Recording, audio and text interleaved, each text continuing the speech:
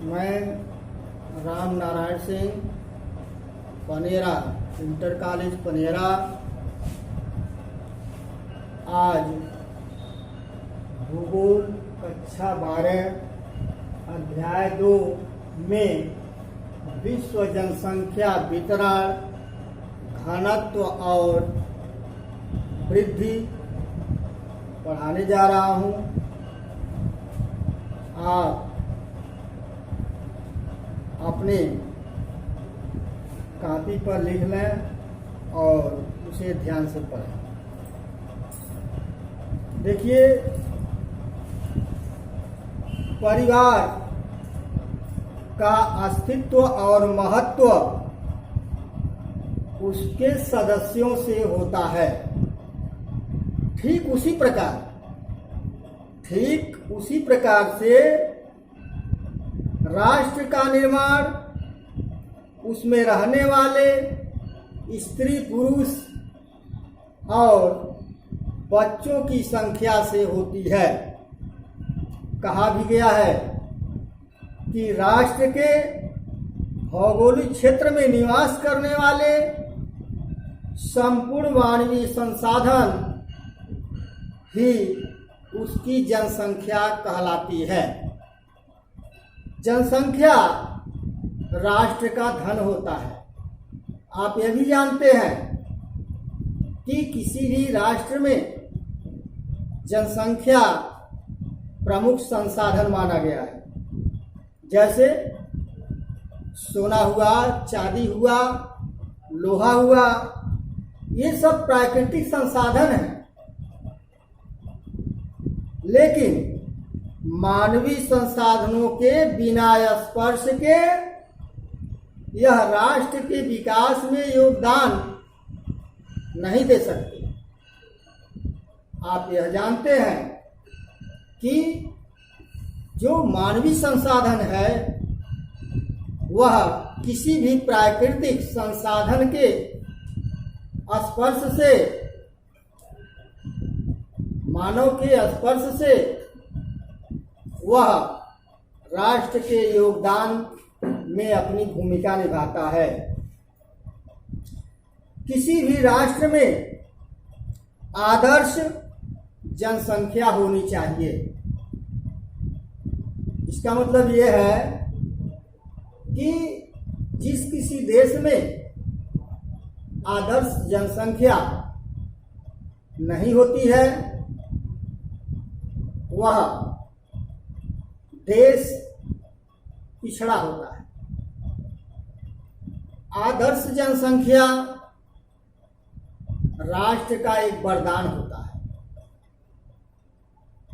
और जब यह किसी भी देश या राष्ट्र में जनसंख्या कम या अधिक हो जाती है तो उस देश, उस राष्ट्र के लिए अभिशाप बन जाती है। अब आइए जनसंख्या वितरण के संबंध में जानिए।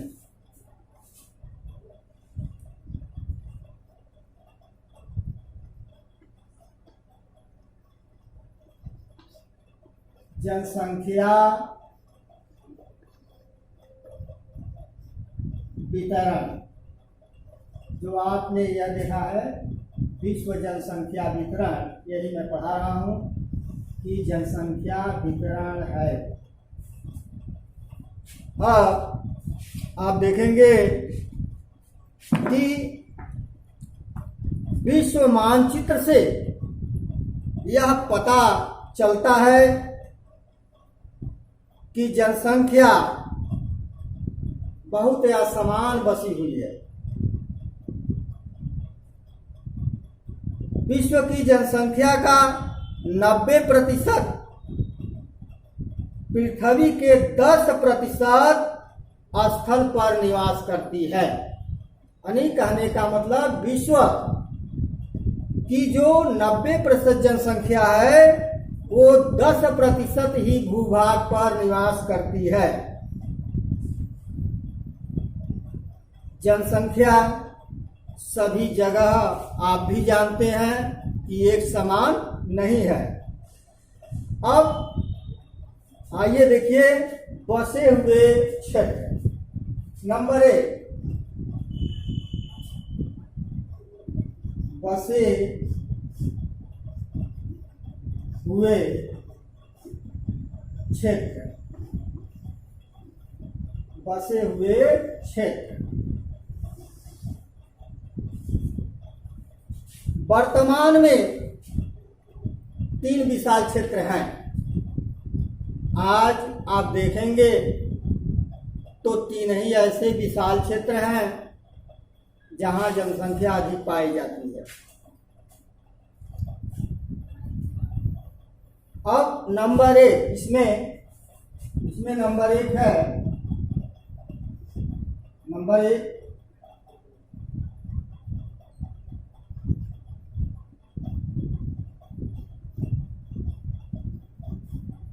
एशियन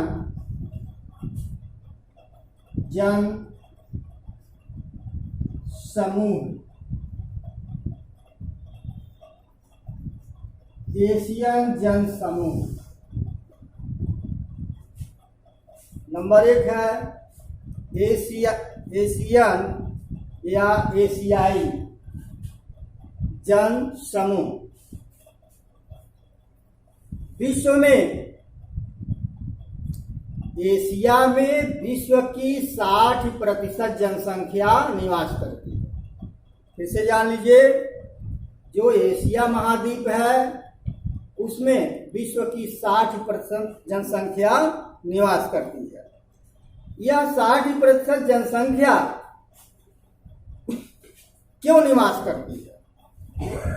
यहाँ उष्ण मानसूनी जलवायु के कारण जो भी देश इस क्षेत्र में आते हैं वह कृषि प्रधान है, क्योंकि नदियों द्वारा लाई गई काप मिट्टी से इस भूभाग का निर्माण हुआ है, इसलिए अधिक उपजाऊ है और यही कारण है कि इन भूभागों में अधिक जनसंख्या निवास करती है। अब नंबर 2,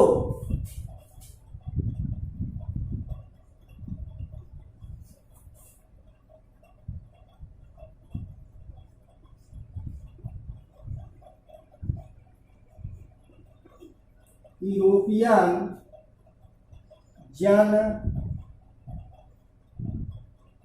समूह। यूरोपियन जन समूह नंबर पहला आपने देखा कि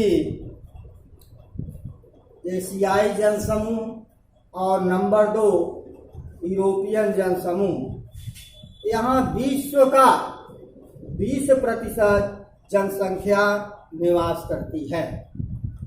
इसका विस्तार 40 डिग्री से 60 डिग्री उत्तरी अक्षांश के बीच है। इसे औद्योगिक क्षेत्र के नाम से भी जाना जाता है। अब तीसरा देखिए, फिर से जान लीजिए, यूरोपियन जनसमूह यहाँ विश्व का 20% जनसंख्या निवास करती है। इसका विस्तार 40 से 60 डिग्री उत्तरी अक्षांश के बीच होने के कारण औद्योगिक क्षेत्र में यह जो है क्षेत्र आगे है। नंबर 3,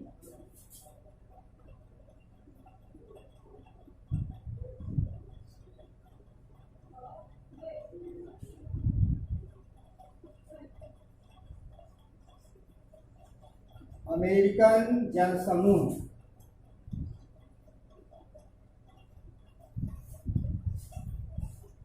नंबर 3 है अमेरिकन जनसमूह। अमेरिकन जनसमूह में अमेरिका का 85% तथा कनाडा की 90% जनसंख्या निवास करती है, क्योंकि यह क्षेत्र जो है कृषि प्रधान है। कृषि प्रधान का मतलब ही होता है कि यह ऐसा भूभाग है जहाँ नदियों का जाल है, उपजाऊ मिट्टी है, इसलिए यहाँ पर अधिक जनसंख्या निवास करती है। अब आप नंबर 1 देखें, बसे हुए क्षेत्र। अब पुनः नंबर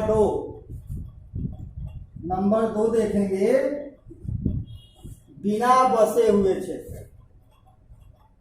बिना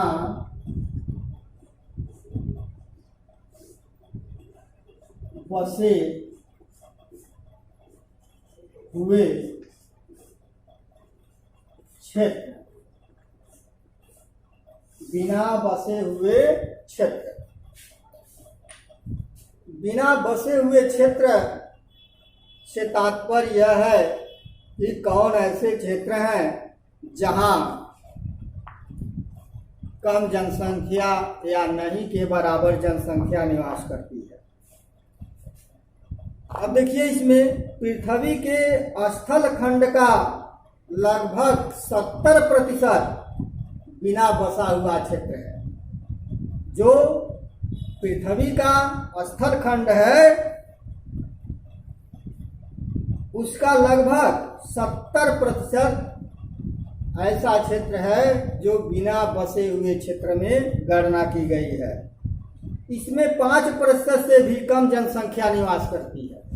इसमें 5% से भी कम जनसंख्या निवास करती है और इसे 4 भागों में बांटा गया है। यहाँ दिखाई देगा, 4 भागों में बांटा गया है। अब देखिए 4 भाग क्या हैं। 4 भाग क्या हैं? अति ठंडे प्रदेश। नंबर 1, अति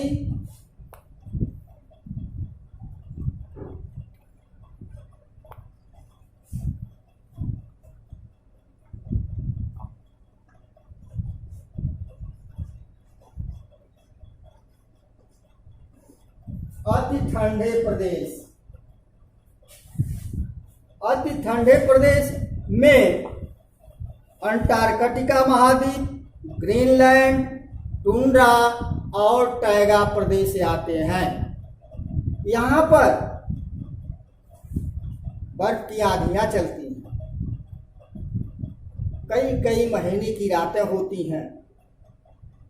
यह भूभाग बर्फ से ढका हुआ है, इसलिए यह अति ठंडे प्रदेश में बहुत विरल जनसंख्या निवास करती है। नंबर 2, उष्ण मरुस्थल। नंबर 2 है उष्ण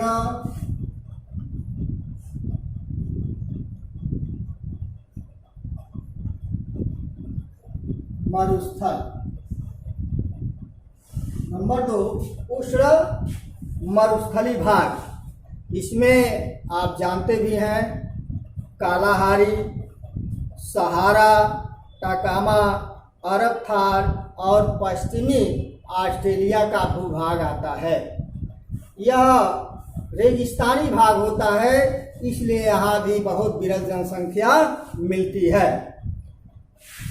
नंबर 3, विषुवतरेखीय आर्द्र वन। नंबर 3 है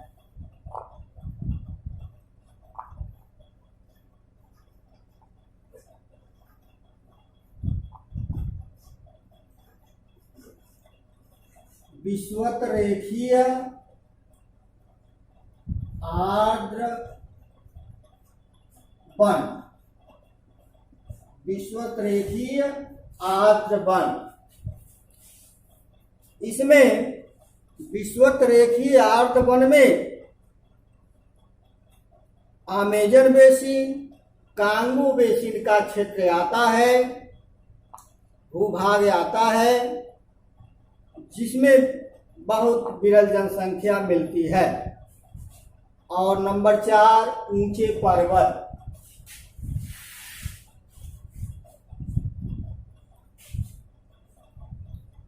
ऊंचे